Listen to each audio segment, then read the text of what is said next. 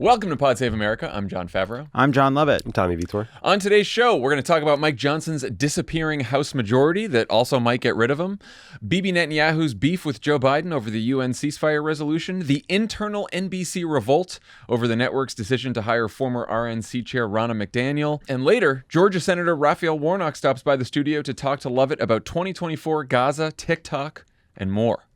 But first, jury selection for the first ever criminal trial of a former president and current nominee will begin on April 15th. In this case, Trump is charged with falsifying business records to cover up a hush money payment to Stormy Daniels, the porn star he had an affair with. If you're a Pod Save America listener in line at voir dire, stay in line. Don't wear your shirt. Don't wear your shirt. Don't wear the shirt. So Trump's lawyers tried to use the release of new documents from federal prosecutors as an excuse to delay the trial, but Judge Juan Merchan argued that the defense has had plenty of time. So we're getting at least one Trump trial before the election. At least one. Trump got some slightly better news from a New York appeals court on Monday, which lowered the amount of the bond he needs to post for his civil fraud verdict from $454 million to $175 million within the next 10 days. He seems to think he'll be able to come up with that amount. Here he is at a press conference after the hearing. Well, as I say, I have a lot of cash. You know I do because you looked at my statements. I mean, you've been examining my statements for a long time. And I have much more than that in cash. But I would also like to be able to use some of my cash to get elected. They don't want me to use my cash to get elected. They don't want that. They don't want me taking cash out to use it for the campaign. I didn't even include, like, brand value. And the brand value is, I became president because of the brand, let's say. But the brand value is, it's one of the most valuable brand values. I wouldn't swap it for any other brand in the world. Trump. He's got a lot of cash, plus all that Nazi gold in Ivana's coffin. I just love at the end where you go, Trump. I wouldn't trade that brand for any other brand in the world. Trump. Very funny if you just walked in the courtroom and was like, an IOU, 20% of my brand. Yeah. It's just, leverage that. Can't buy bread with brand. So, huge bummer that we won't get to see Tish James seize Trump Tower. It sucks. We don't get anything. No fun. I wanted that building. Yep. That was going to be our building. Now, Tish James, who doesn't have a political bone in her body, was going to get that building for us.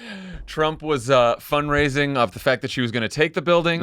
And now today he's fundraising off the fact that he just says, there's a big fundraising email that just says, Trump Tower, still mine.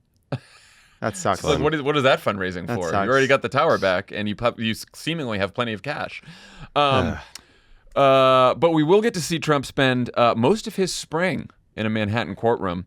What's your take on the political implications of Monday's legal news? I mean, you heard it in the clip there. He keeps talking about putting his own money into the campaign. I couldn't tell if he was trying to suggest that he's going to put some of his personal funds behind his election effort, which I doubt he will actually do given history, or if he just now talks about campaign donations like it's his own personal cash. I took it to mean the first part, which is, I mean, he hasn't done that since 2016, but he did do that in 2016, and then obviously he did it in 2020. And I wonder if he's considering it. Here's what I took it to mean. I took it to mean he knows he's about to write a massive check. And he's going to say, I need your donations because these political hacks are taking my money, not to hurt me for anything I did wrong or to punish me, but to stop me from being able to support my campaign. Will you step in to make up for what these Jew prosecutors have done to me? It's always a little bit in there. Yeah, okay. The other thing I thought was, you sort of referenced it. I mean, it's got to be the most distracting way to possibly run a presidential campaign. You gotta remember all these judges' names. You gotta read all these documents. You gotta spend months and months in court. You gotta wage your little PR wars against Tish James and Goron. I mean, we should get into the schedule here. So if it starts April 15th, that's jury selection. That'll take about 2 weeks. And then the case will probably last, estimates range now from like late May into June. So he has to appear in court from 9:30 a.m. to 4:30 p.m. Monday, Tuesday, Thursday, Friday. Gets Wednesday off, though, you're not traveling too far if you have to get back there for Thursday. Mm. So that's a lot of the campaign. And that's just the first trial. Now, I realize he'll use it to raise money and he'll do his little press conference outside the courtroom. But I don't know. Does that wear well? It's not the primary, right? I mean, Right. that's when we had the big rally around Trump effect within the Republican Party. I don't know that you can assume that will happen again, at least not with swing voters. I also continue to think that the kind of prospect of Trump being on trial will feel very different than Trump actually being on trial, where there's images and sounds that go along with people's imaginations and knowledge of like how the criminal justice system works, and that will make him look very bad to normal people who will just be tuning into the campaign. Trump, like the rest of us, is just adjusting to a post-pandemic hybrid work schedule. That's true. Oh, that's right. That's true. 3 days in, a couple days out. right. It's going to limit his. I wonder if truthing at that's Fox. gonna. Yeah, I wonder if he's gonna say that to the judge. Be like, can I do some remote court? Why not? Give it a whirl. I mean, it's gonna be a hard case to prove. It's falsified. Proving falsified business records actually is the easy part for Alvin Bragg, because though that's just a misdemeanor in New York, unless you falsify business records to cover up another crime, and in this case, that other crime is not reporting his hush money payment to the Federal Election Commission, which would be a federal crime, not a state crime. If it's judged a crime at all, and it's a crime that DOJ declined to charge him with, right? So there's a lot of moving pieces here. Like, I think he should be able to prove the falsified business records fairly easily, but it's sort of taking the next leap to covering up the other crime, which clearly it was. There's some complications there. Yeah, for sure. And I'm sure the open-minded Manhattan jury will approach this and try to be as fair as they possibly can to Donald Trump. It is interesting. Brad, We get nothing. The one thing that's kind of cool is all the juries are coming from D.C. and Manhattan. Like that's like we get one perk. Well, I know. And meanwhile, Aileen Cannon down in Florida is like, how can I spike this I know. thing Right. as fast I know. as Right. humanly possible? Right. So Trump also said at the end of that sort of press avail after courtroom today that he's going to pay cash for the bond. That's what he says. He's also a little richer on paper this week, thanks to his shitty Twitter knockoff, Truth Social. The company lost $49 million last year, but it just started trading on the NASDAQ Monday under the stock ticker DJT, with Trump's stake currently worth about $3 billion, though he's not allowed to sell his shares for 6 months. Is this real? Is this a Ponzi scheme? And how many shares have you guys bought? I reject the characterization of this as a Ponzi scheme, because in a Ponzi scheme, you have to pay out some money to your early investors with funds from the later ones, and I don't see that happening. Right. A Ponzi scheme involves like there's a couple rungs of the pyramid that do okay. You can't just have the top. That's just stealing from people. I just keep thinking about that scene from The Sopranos where Christopher, where the two henchmen are like beating the shit out of some stockbroker saying, "We're pushing Wabistics." That's what I picture. Just some boiler room somewhere, just being like, "We're pushing Trump stocks today. It's Trump stocks." Yeah, I mean, this is like just a way to siphon cash from Trump fans, right? I think, or anyone who wants to really buy influence. It's like, if you hate Trump, if you hate big tech, if you hate the elites, buy some shares at DJT. It's a meme stock. It's a cult initiation fee. It's a securitized Trump stake. It's an oligarch. I mean, it's all in one. It's fun. But like this, the stock price here is basically just rising or falling based on Trump's popularity, betting on Donald Trump. It's like a bunch of his supporters sort of did this, and then some other people who just want to do like a pump and dump kind of thing here. Yeah. Right? Yeah, like for that's what this is. I mean, some people will make money, some people will lose money. My question is like, can Trump get money out of this before it collapses, if it collapses? Like, can he start selling bits of it just to get some of the money out before the reality of the company not making any money? Well, yeah, and by the way, face to face with the stock price. I should have said it's a 6-month lockup till he can sell his shares, but the board can vote to change that, and the board is made up of Don Jr. and Linda McMahon and all of his Linda McMahon. all of his goons are on the board. So Right. Truth Social is not trading on multiple on its revenues. That is that is absolutely true. Because the revenue was $3 million last year. Yeah, this is not Berkshire Hathaway. This is 5 billion active users on Truth Social selling scammy ads to people for like toenail fungus. What I'd like to, I went a little trip down memory lane. The initial pitch for Truth Media and Technology Group, which is the company that's merging with the other company, the SPAC, to form DJT, was Truth Social, and then they had a Netflix-like streaming service, a Trump streaming service, and then they had some longer-term play to create competitors to Google, Amazon, and Stripe. So I guess e-commerce, search, and payments. So close. So if you're Almost hoping there. to make a return, I would not hold your breath until those businesses come to fruition. Did you guys see, we also learned that the biggest institutional shareholder of the shell company that merged with Truth Social's parent company is Jeff Yass. You might have heard that name recently because he's also major investor in TikTok. He owns a bunch of ByteDance, the parent company for TikTok. And he also happens to be a major donor to Club for Growth. Club for Growth is paying Kellyanne Conway to lobby against the TikTok ban. And lo and behold, Donald Trump flip-flopped on the TikTok ban. But it is all just a coincidence. It's just a coincidence. Nothing is connected here. It's his ability to sort of dance between the raindrops for years and years and years. That just the man doesn't get wet. Maybe he'll finally get wet. Yeah, it's 91 raindrops.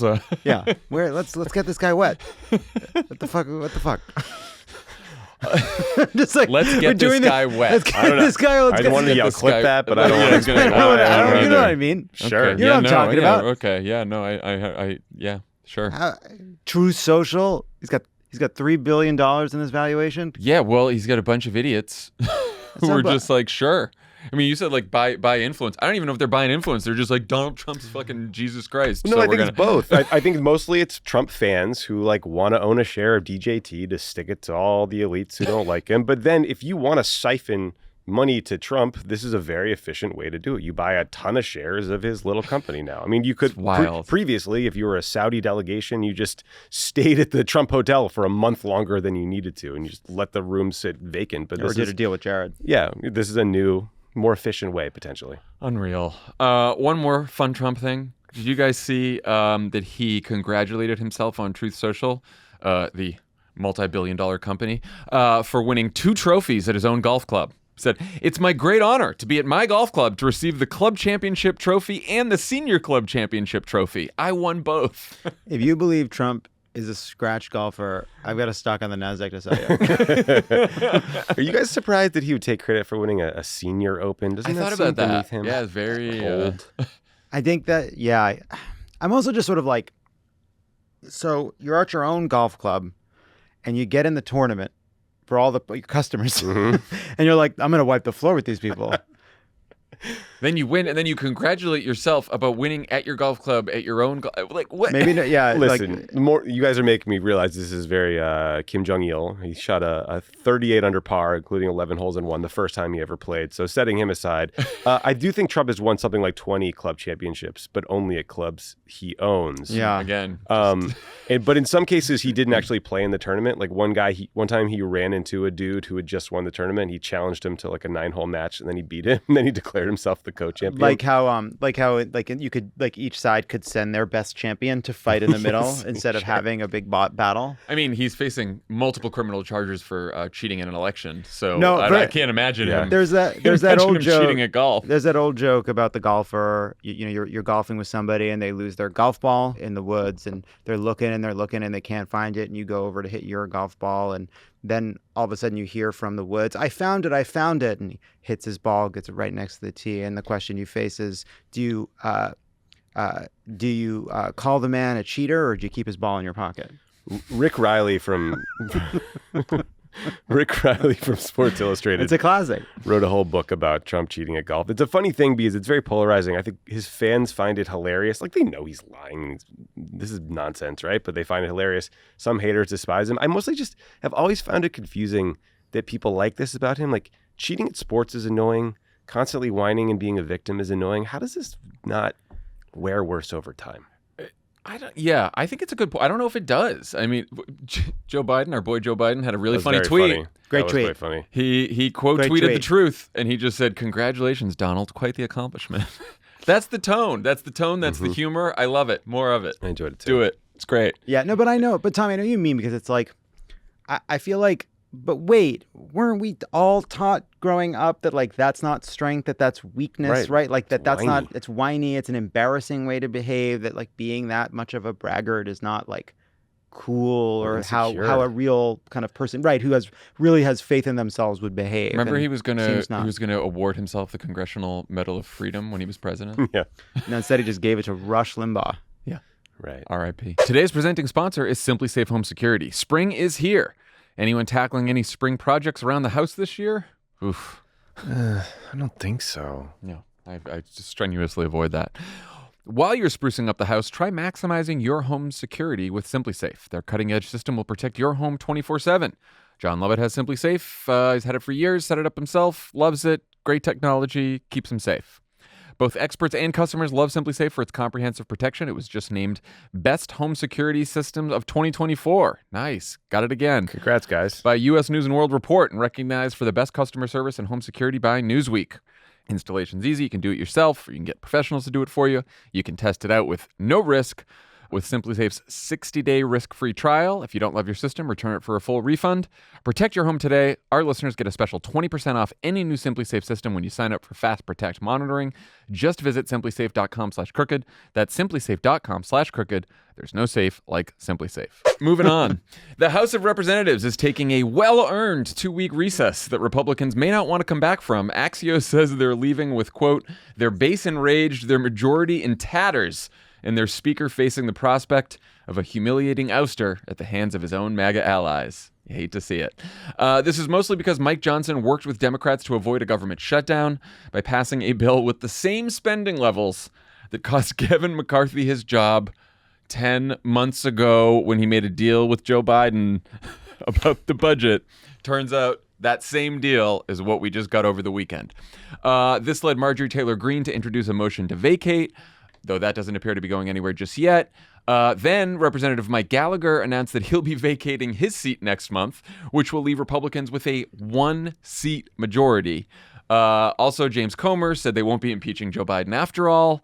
Kooks aren't too happy about any of this. Here's Stop the Steal enthusiast Andy Biggs answering some questions on Newsmax. If you want to talk performance of Speaker Johnson, I'm as dismayed and disappointed as anybody. In the House, Congressman, you think things are good for the Republican Party?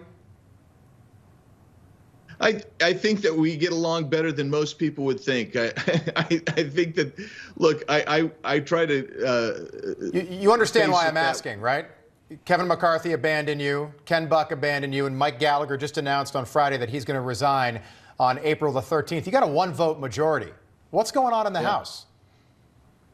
Well, I don't know why Kevin left, and I'm not sure I know why Ken or Mike left, or Mike's leaving and Ken left. Well, when you put it that way. Mike Johnson, welcome to the Resistance. Tough. If you had what you had read, just sort of walking through what Johnson is facing, you could have just, until you referenced McCarthy, you could have just replaced the word Johnson with McCarthy, I and thought it is about that. the exact same situation, exact same politics, same bills, still the Ukraine funding. It's exact same. We've been in the same place for 10 months. 10 years. No one is happy with Republicans controlling the House, not even House Republicans. I mean, it's just like they can't keep a speaker. They can't agree on anything as a caucus, let alone a House. Like, it's like people want another 2 years of this. They just keep replacing speaker after speaker with more extreme versions who still aren't extreme enough for like the lunatic fringe of their party. Investigations based on nothing that don't go anywhere. It's Impeachment's going great. Well done, guys. Impeachment's done. Well done, guys. It's going to be the least productive Congress in history by a lot.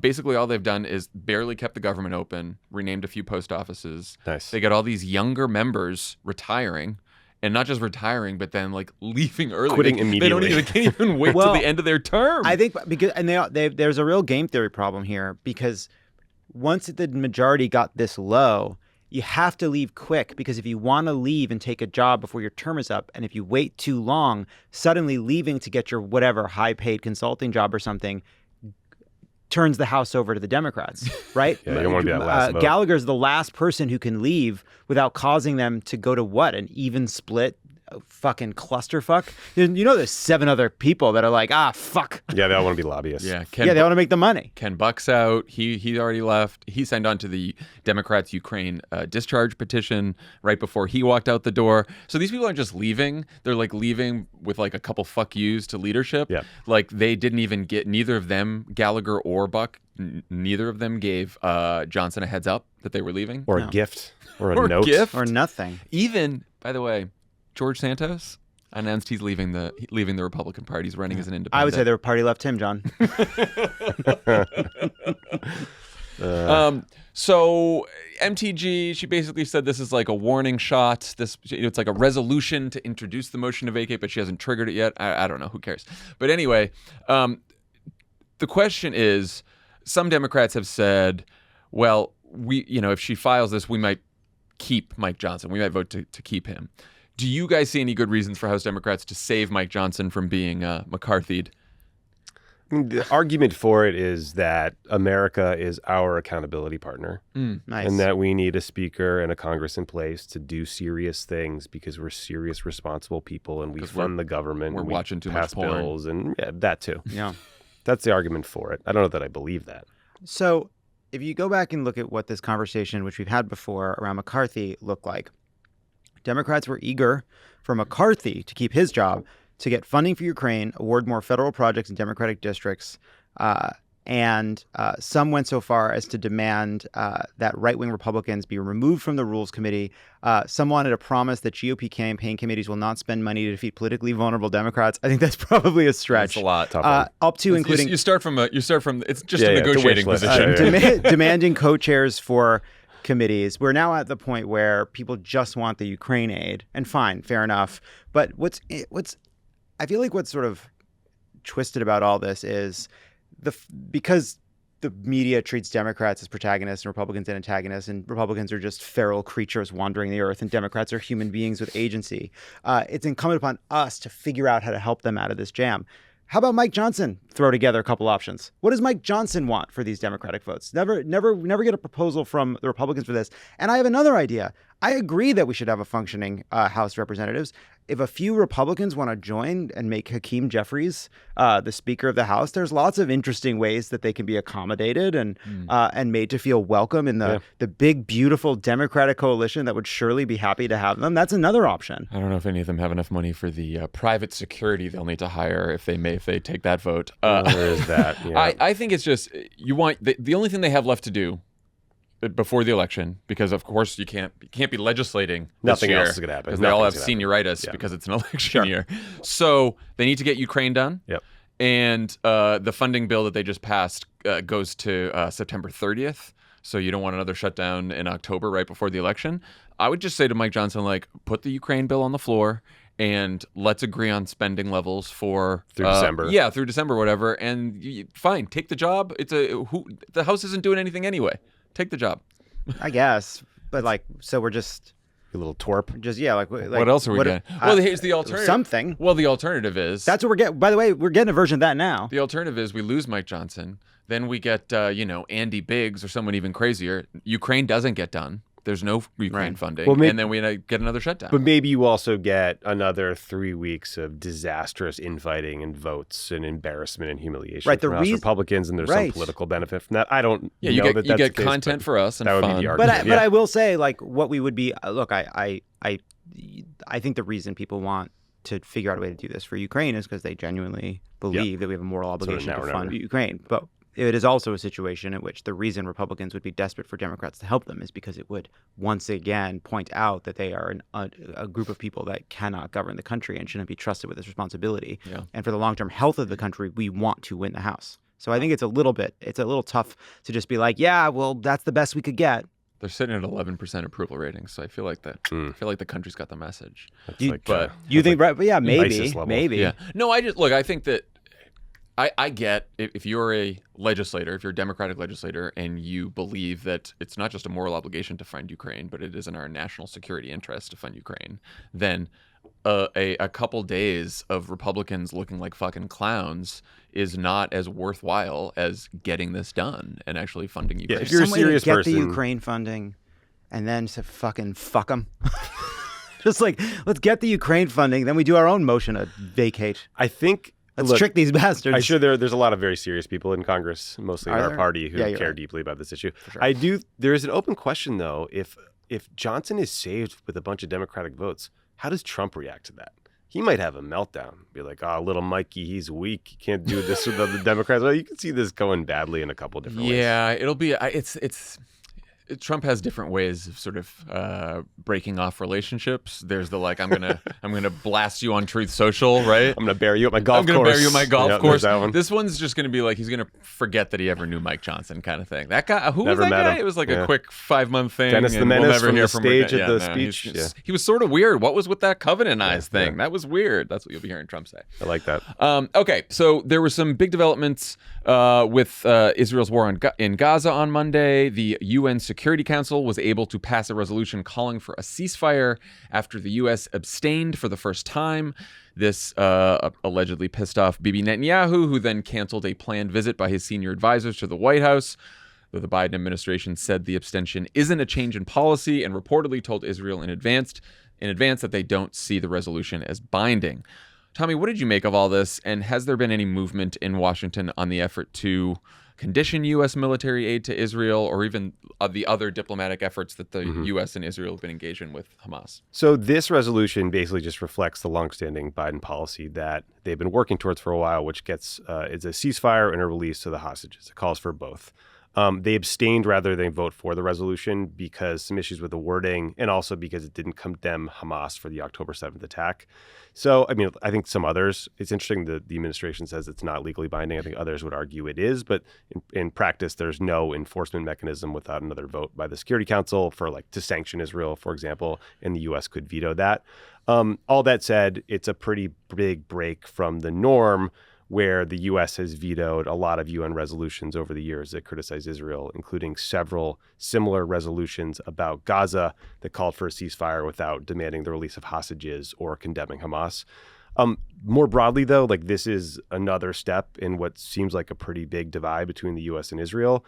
I think that Netanyahu seems to want this fight, and I think he's probably setting up an effort to just start running against Biden, but we'll see. The question of suspending aid is happening on a different track. In February, the Biden team put out this memorandum saying that any country that gets U.S. weapons has to use them in accordance with U.S. and international law.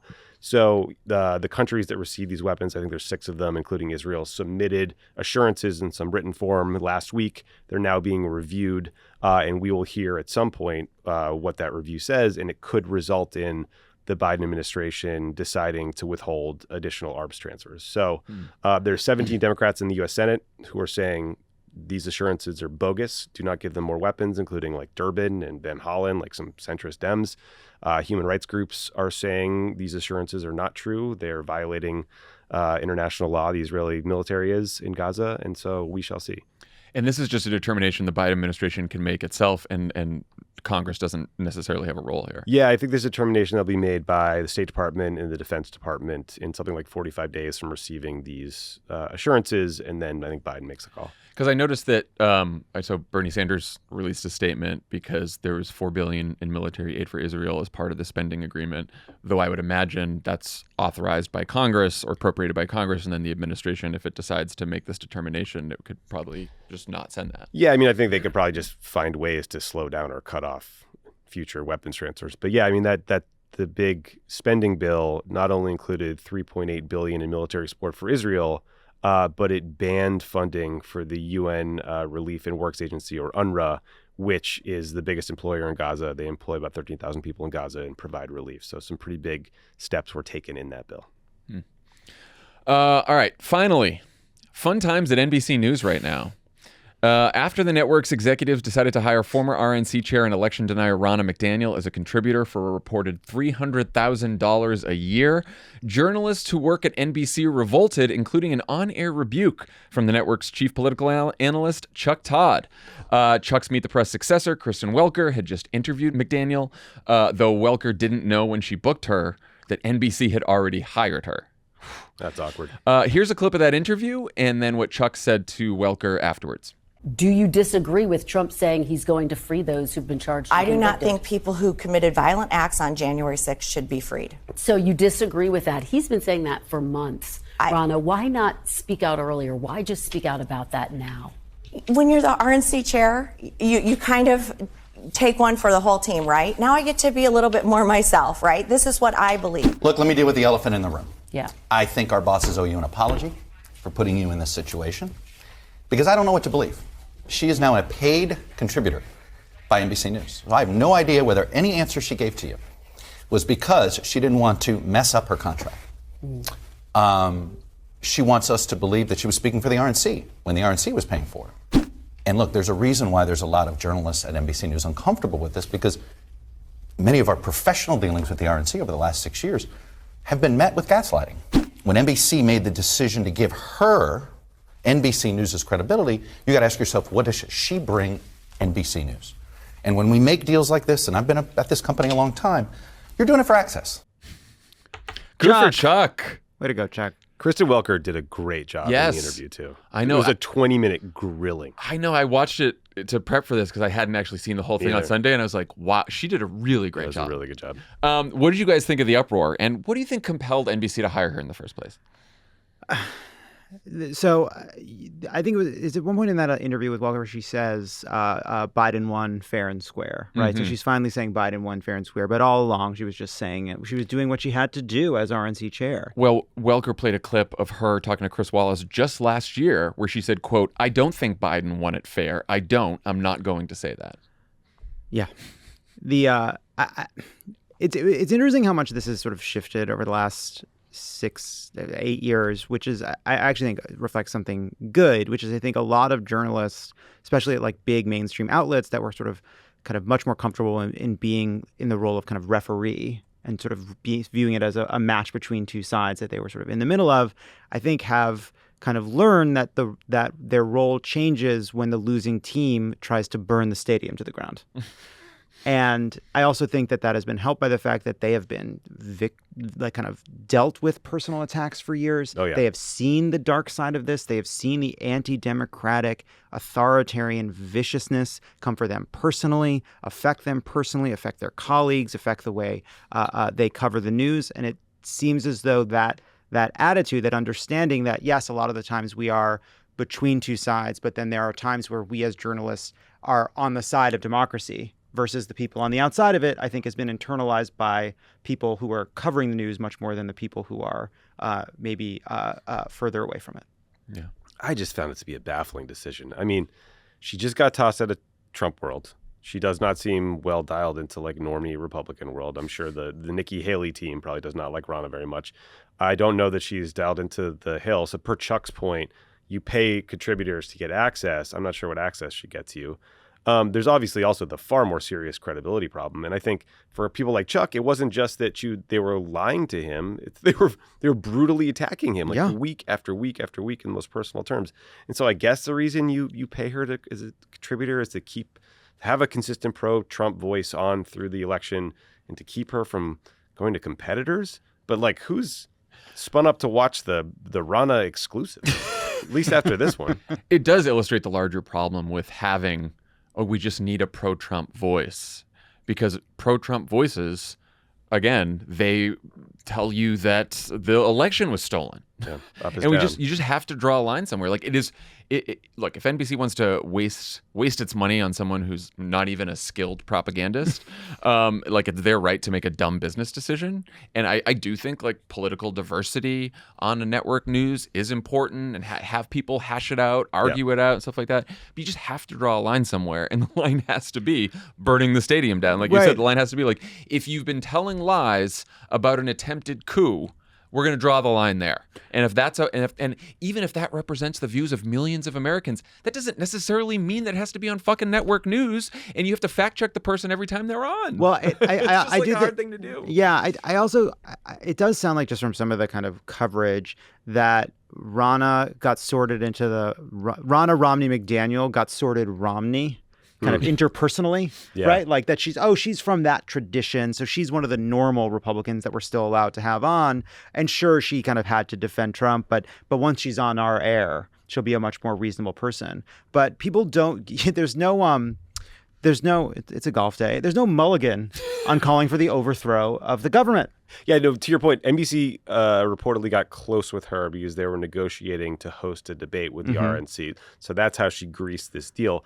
But you are insulting your audience by putting a known liar on TV all the time and paying that person. And also, I think this is what everyone hates about Washington. It's this chummy nonsense, is that everyone knows that everyone's doing a kayfabe and it's a bit, and we know she's a liar, but now she's mopping up afterwards, and that's somehow okay. And again, Alyssa Farah Griffin, she was in Trump world. She was in the Trump White House till the very end. And when she left and she became a contributor, I think I probably criticized it myself, right? Like we did.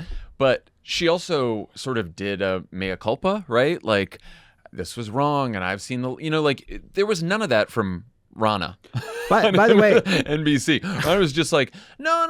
I was taking one for the team, and I was sort of lying when I was there, and now I'm here, and you kind of got to take one for the team. I mean, take one for the team. Take one for the team. Defending a coup. There was a report. I think it was a Maggie Haberman story in the Times about Trump trying to get the primaries to be over early to kind of push Nikki Haley aside. And it was midway through the story, it mentions almost in passing that Trump called Ronna McDaniel and said, hey, can we not only cancel the debates, but can we cancel the elections altogether? And she put out a statement. And so the idea that she was just being a team player, she was complicit in this for years. By the way, that doesn't mean I have her on Meet the Press. Kristen Welker's interview with her was fantastic. Yeah. Just if she's a paid contributor, that, and again, for NBC, that means every time she's on the air, you have to make sure she's not lying, and you have to fact check her. I mean, it's just ridiculous. There's also just a lot of former Trump officials at this point that you could go to that are more compelling and have more credibility and are better dialed into this world. Yeah, that is also true. It's a real head scratcher. It's a real I don't think she'll be on Maddow tonight. What do you guys think? MSNBC is going to burn her at the stake. It's going to be a live town hall. Yeah. Yeah, like Nicole Wallace is nailing her demands to the door of 30 Rock. Yeah, they're gonna drown her like a witch. Does Ronna float? Guess we'll just leave it there, huh? Yeah, it's okay. Great place to end. Well, let's go to the interview. I was going to say we're going to do a couple housekeeping items before we're going to give that to Senator Warnock to make sure we hook her right to him. We had a new episode of Inside 2024 out on Thursday. Cal Penn joins Dan and Alyssa to talk about their time in the White House together, and they're going to get into just how accurate political shows like Veep and The West Wing really are. To get access to this Friends of the Pod subscription series and others, head to crooked.com/friends now. Also, this week, the Supreme Court will hear oral arguments in a case that will decide the right to access the abortion pill. If you want to help support nationwide abortion freedom, you can pick up any item from Crooked's No Trespassing collection, and a portion of the proceeds will go to Vote Save America's Fuck Bans, the Fight Back Fund, which currently supports abortion rights organizations across Arizona, Nevada, and Florida. When we come back, Lovett talks to Georgia Senator Raphael Warnock. Pod Save America is brought to you by Rocket Money. Rocket Money is a personal finance app that finds and cancels your unwanted subscriptions, monitors your spending, and helps lower your bills so that you can grow your savings. Rocket Money will even try to negotiate lower bills for you by up to 20%. All you have to do is submit a picture of your bill, and Rocket Money takes care of the rest. They'll deal with customer service for you. Rocket Money has over 5 million users and has saved a total of $500 million in canceled subscriptions, saving members up to $740 a year when using all of the app's features. We love Rocket Money. Very simple. Mm-hmm. You have a bunch of subscriptions that just keep renewing every month. You forget how you signed up. You haven't streamed on that service or read that magazine in years. You don't notice that they're just coming out of your bank account. Yep. And so Rocket Money goes in there, just cancels everything for you. Yeah, Elon Musk just calls different Rocket Money. Yeah, Sorry. So someone at Rocket Money, maybe named Elon. And they do the cancel. They cancel it for you, like the culture. Right. Stop wasting money on things you don't use. Cancel your unwanted subscriptions by going to rocketmoney.com/crooked. That's rocketmoney.com/crooked. rocketmoney.com/crooked. Joining us in studio, a man who's won elections in the critical state of Georgia 4 times in the last 4 years. 5, if you count the primary. 5 times, but who's counting? United States Senator and pastor of Ebenezer Baptist Church, Senator Reverend Raphael Warnock. Welcome back to the pod. Great to be back. It's good to see you. The last time I saw you, I was in Atlanta. Now you're in LA. That's right. Our turf. I was on your turf the last time. I was on your show. I guess that's true. How does it feel to finally not be running in an election in Georgia? Do you have nightmares where you wake up and you're on the ballot and you forgot and you're in your underwear and your teacher's there? Something like that. You do, actually. You do wake up in the night thinking you've forgotten you're up for re-election. Look, I ran 3 years straight. My name was on the ballot. That's wild. 5 times, if you count the jungle primary, which nobody remembers. That when I entered my first race, I had 20 opponents. 20 opponents. I think that's easy to forget now. Democrats and Republicans, and here we are. I am glad that I am not running this year, but I'm very committed to making sure that we maintain our majority in the Senate. Hopefully, expand it, flip the House, and send Joe Biden and Kamala Harris back to the White House. Well, so one problem of you not being on the ballot is we don't have your coattails. President Biden carried Georgia by under 12,000 votes, became the first Democrat to win the state in 3 decades. The latest polls have Trump up a couple points. What has to change for Biden to win Georgia in 2024? Well, listen, in this business, you pay attention to the polls, but I think it's a strategic error to be obsessed with the polls. I call it the polar coaster. Yeah. And look, it's still relatively early in the election season. I think we'll see these polls go up and down. And here's what we know: at the end of the day, it's going to be close. Yeah. And since it's going to be close, we've got to turn our people out. We've got to help people to understand what's at stake. And I do think that as we get closer to the election, and people recognize that at the end of the day, this is a binary choice, nothing else. It's a binary choice. And the contrast could not be more stark. The consequences and the stakes, in my view, could not be higher. And I think that as we make that case, both about what the president has done, and it's impressive, and about the scary alternative, I believe the people of Georgia are going to do for Joe Biden what they did for me, and send him back to the White House. Let's talk about what the president has done. You and your colleague, Senator Ossoff, did what I consider like the best of just good old-fashioned politics. You see these polls, and people often believe Joe Biden is ineffective, in part because of age, but they also have no idea how much has gotten done. Do you find that when you're out there campaigning? How do we get the word out about some of the achievements that make Joe Biden worthy of a second term? Well, Democrats aren't always that good at talking about what we've gotten done. I think we stay really, really focused on getting things done. But here are the facts. I think about this as a senator. I think about this as we consider our base. Black unemployment is at a record low. We've seen a 60% increase in Black wealth since before the pandemic.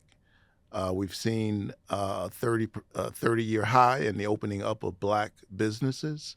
We've invested some $7 billion in historically Black colleges and universities.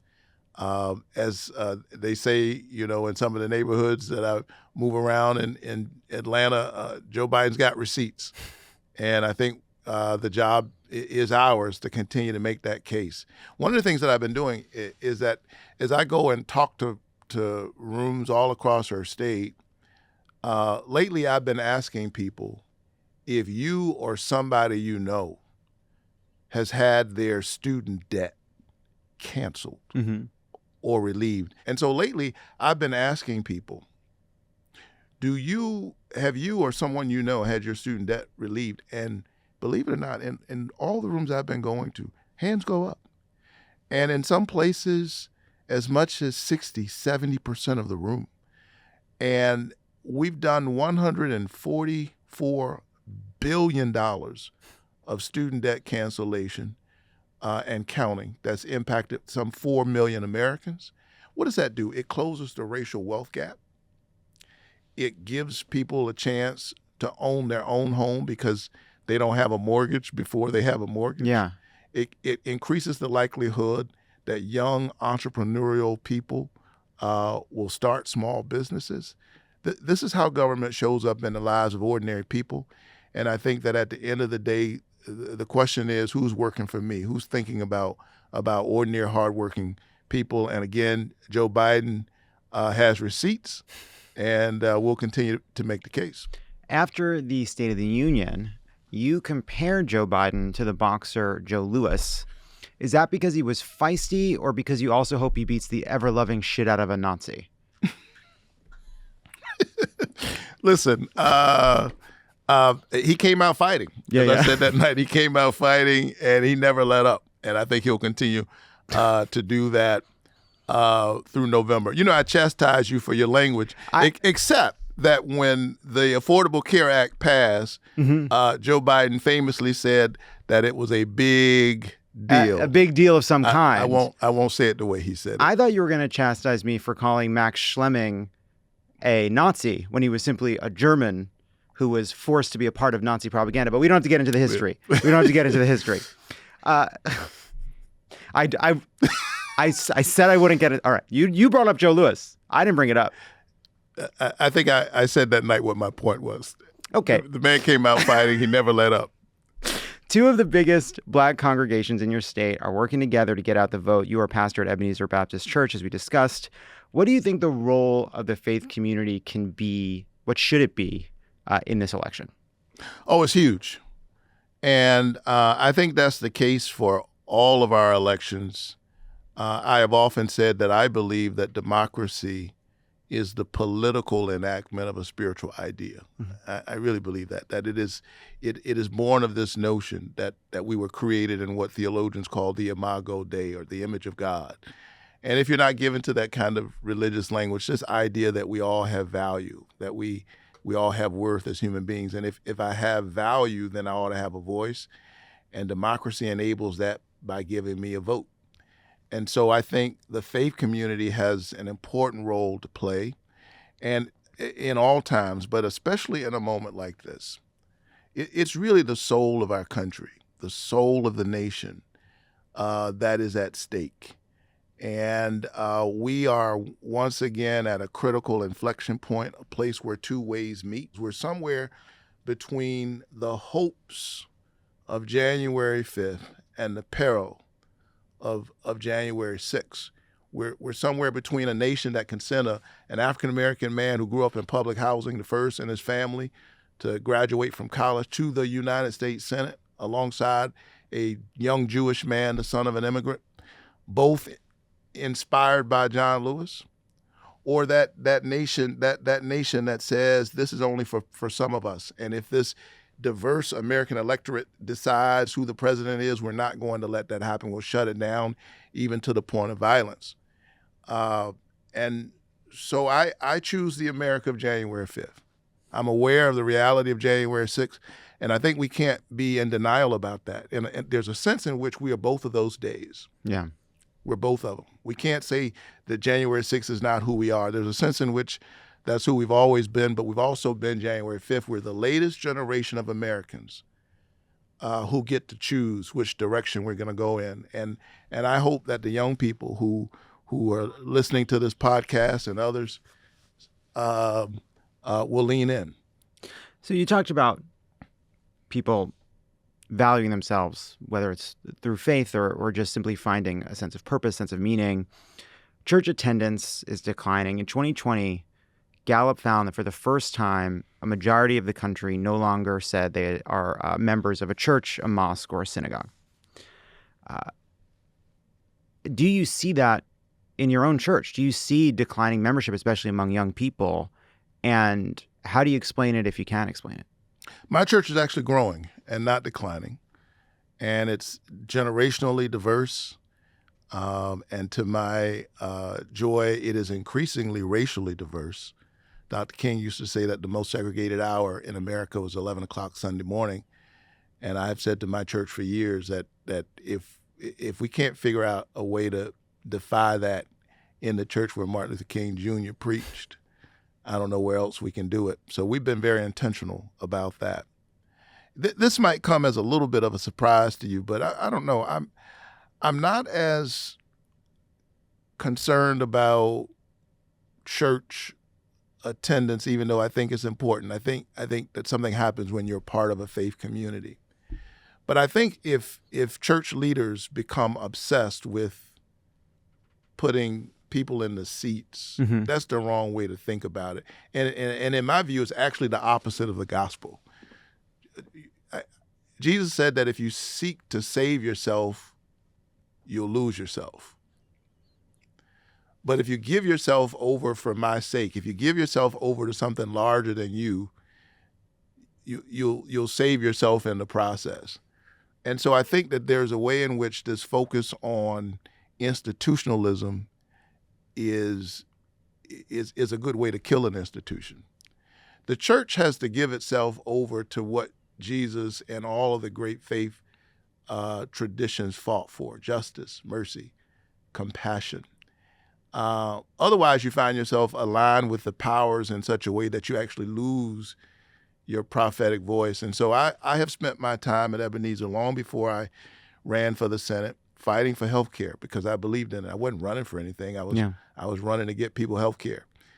Fighting for criminal justice reform because I think it is a deep moral contradiction that the United States of America is 5% of the world's population. We warehouse nearly 25% of the prison population in the world. The land of the free is the incarceration capital of the world. I think that the church has to give itself over to fighting for creation, fighting for the planet. And I think to the degree that we do that, and young people see a genuine commitment to that, they may not join the church, but they'll join the movement. And I think that's what we had long before we had a church anyway. It was actually a movement that became a church. And I invite folks every week on Sunday when I preach and through the work that I do to join the movement. Yeah. Well, I talked about this with a rabbi actually this weekend, Rabbi Sharon Brous, and she talks. A friend of mine, yeah. And she talks about the fact that the one explanation she has is that there are a lot of people who feel like there's like churches and synagogues and temples that do a lot of ritual that feels disconnected, and then there's people trying to appeal to people that are extreme, that are more kind of are more sort of radical, and that pushes young people away too. But that there has to be something in the middle. I don't think anyone is saying, treat church like YouTube and try to get the numbers up. Mention Marjorie Taylor Greene a couple times, see if you can get the view count up. But we do lose something when we lose these places where people gather once a week and participate together. And there is a cost to that, and we see that all over. I agree. There is there's an epidemic of loneliness in our country. And connected to that, people are feeling less happy and more depressed. And I think human connection is healing. There is something that happens. And so what I do say to young folks in my church on Sunday morning and in other places, and not just, all kinds of people, I often hear folks say, I'm not religious, I'm spiritual. And I understand what they're getting at, right? And are they spiritual though? Yeah. Are they spiritual, or did they watch a video? Well, see, I think that spirituality is tested in community. Mm-hmm. It's easy to stand up, in some silo and say I'm spiritual. And I think the way to see the depth of your spirituality is to be in community with other folks who are on the spiritual journey. Because if you really want to see how deep your spirituality is, you need to be with folks who are there and that are going to get on your nerves. Yeah. With whom you're going to disagree, whom you're going to find irksome. And that's where spirituality is tested. It's tested in community. And that's part of what church or the synagogue or the temple provides for us. And it's a community of accountability. Yeah, but that's sort of what's interesting to me about it too, because people, it's a joke, right? Oh, we got to get up. We got to go to church on Sunday, or I don't want to go to temple today. It's boring. I don't want to go to this service. But there's something that happens when you do these rituals, even when you don't want to do them. And part of it is just that we are in a society now where we are constantly stimulated in ways that don't require us to do the work that would normally have had to be done. The rituals signify that not only are you part of this living community, but a community that was there before you, a great cloud of witnesses who passed on that this work of truth-telling and justice-making in the world was going on before you showed up, that someone passed that baton on to you. And how that's helpful in this moment is that it encourages you to take the long view. I think that there is a way in which it's easy to become cynical in this moment because we've seen so much hypocrisy in politics, in religious institutions. I think the problems are so enormous that you can easily become hardened and cynical, give in to despair. But participating in these traditions, at least for me, is the recognition that long before I was fighting for health care and Medicaid expansion in Georgia, long before I was fighting for voting rights, which for me is at root about humanity, long before I was fighting for an inclusive community, a beloved community that embraces folks red, yellow, brown, black, and white, members of the LGBTQ community, that's intentional about making sure that we celebrate the gifts and diversity that people who are differently able bring to the table, that there were folks who were having conversations about this and fighting for it long before me. And that helps me to take the long view so that when we have these moments, when there are these contractions like what we saw between 2016 and 2020, these contractions, these steps backwards, I take the long view that says even if we lose or have a setback in this moment, as Dr. King used to say, the arc of the moral universe is long, but it bends toward justice. It is what gives me hope to keep bending that arc. So last week, Senate Majority Leader Chuck Schumer called for Benjamin Netanyahu to be removed from office. He opened the door to conditioning military aid to Israel, at least open the door to doing that in the future. On Monday, the U.S. abstained from a vote at the UN Security Council, which allowed for passage of a resolution calling for an immediate ceasefire in Gaza and for the release of hostages. You said Israel has a right to defend itself. You've called for a negotiated ceasefire and spoken out against the unfolding humanitarian catastrophe. Half of Gaza is on the brink of starvation. Aid cannot reach people, including children who need it. Israel is threatening to invade Rafah, where over 1 million Palestinians have taken refuge. You've called that morally unjustifiable. You signed on to an amendment to require that any country receiving weapons to use them in accordance with U.S. and international law. What will it take for Congress to use what leverage it has by conditioning aid to Israel?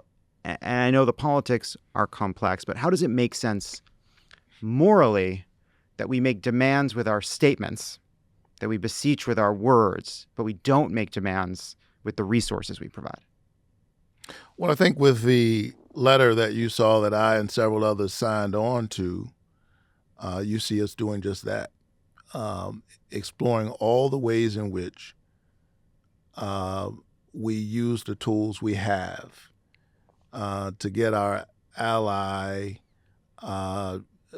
to do what is necessary to honor the humanity of Palestinian children and to recognize that Palestinian children are every bit as precious as Israeli children. And so that's the work that I've been trying to do as a moral leader, that somehow we've got to center humanity in this. You got me on this faith, part of the conversation, which always informs the work that I do. But there, since we're on this path, there's the scripture where Isaiah says that the lion shall lie down next to the lamb and a little child shall lead them. I must say to you that that's always felt and sounded a little idyllic to me. Like, what does that mean? And I as I've been looking at the situation in Gaza,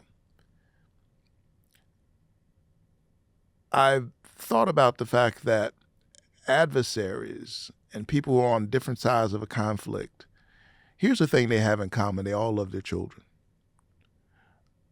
And if somehow we can look into the eyes of other people's children and see our own, if we actually believed that the ability of other people's children to thrive is inextricably connected to the future of our own, what set of choices would we make?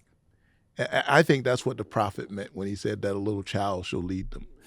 And so we've seen just devastation that is unspeakable. Not first, but in recent months with October 7th. We can't turn our eyes away from what happened. And the death that happened, the sheer human cruelty, sexual violence used as a weapon of war, elderly people, little babies and children taking the kind of gratuitous violence and brutality of it all. We can't turn away from that, but we also cannot turn away from the devastation that we've seen in the wake of that. There's an acronym they use in Gaza that basically says wounded child with no surviving family. I can't think of a worse place to be in the world, a worse hand to be dealt coming into the world than to be a wounded child with no surviving family. And so I'm doing the things that I can, and I'm actively looking for ways in which we can continue to use all the tools that we have to get us on a path that leads to peace. Here's what I know. Increasing death and devastation will not end death and devastation. And so we've got to get on another road. And I hope that somehow people on both sides of that conflict, that all of us can tap into the best of our faith and moral traditions as we think about the meaning of Ramadan and Passover, Easter on the horizon for those of us who are Christian, that we can tap into these traditions, center the children, and find our way to a two-state solution that honors the humanity of Palestinian children and Israeli children. You're talking about empathy and the need to show empathy. And one thing I actually talked about this with Rabbi Bross as well is that people who do not feel safe are not in a position to show as much empathy. That empathy is something that is easier to display when you are safe. It is all well and good to say, oh, we hope that these two sides show empathy to one another. But right now, Israel's planning this invasion of Rafah. Yep. And afterwards, there may be time for peace. But right now, we believe it is not only a moral horror, but not in Israel's long-term interest to pursue that path, that it pushes peace, it pushes the two-state solution, it pushes resolution, it pushes safety further away. How do we use our leverage right now to prevent that from happening so that we're not talking about the importance of empathy after we have even more death, after another 10, 20, 30,000 people, innocent people have died? There's no question that there's a moral urgency to all of this, which is why when I gave the floor speech on the floor of the United States Senate calling for a ceasefire, I said in no uncertain terms that I think it's a mistake, that it would be a grave moral error for Netanyahu to escalate this conflict and to go into Rafah. Palestinian people, in a sense, did what they were told to do. And you got 1.5 million Palestinians sheltering in Rafah. Now to bomb the very area where they were told to go is unimaginable to me. And the relief agencies that are on the ground are saying this. These are folks who don't have a political bone in this fight. They're predicting that this could mean that we'd lose some 85,000 Palestinians on top of the 30,000 that have already been killed. We're talking not only about empathy, but enlightened self-interest. It would be devastating for the people of Gaza. And yes, it would push us further away from peace. I know there are those who say, well, what are we going to do about Hamas? which is a terrorist organization bent on the destruction of Israel. I take that seriously. But if the legacy of the attack on October 7th becomes continuing escalating violence in turn, then Hamas will have already won. Hamas is not just an organization. In fact, I think the ideology is much more dangerous, much more lethal, especially now, than the organization. It is an ideology that lies in a place deeper than any of the tunnels beneath Gaza. And somehow we've got to disrupt that mindset. And I still remain hopeful that we will use all the diplomatic tools that we have, that we will use the pressure that we have. Israel is a sovereign state. We respect its sovereignty.